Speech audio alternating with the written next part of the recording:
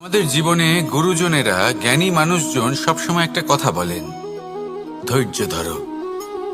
শুধুমাত্র দুটো শব্দ, কিন্তু কতটা বিশাল সেটা বোঝার চেষ্টা করুন। ছোট একটা অস্ত্র হাতে নিন এবং একটা বিশাল পর্বতে নিরন্তর প্রহার করতে থাকুন। ধৈর্য ধরে সেই কাজ করতে থাকুন। এমন একদিন আসবে, এই বিশাল পর্বতে আপনি একটা পথ তৈরি করবেন। কোনো ধনুর্ধর যখন নিজের বিদ্যা অর্জন করেন, তখন তাকেও ধৈর্য ধরতে হয়, তার নিজেকে সময় দিতে হয়, তবেই সে ধনুর্বিদ্যা শিখতে পারে।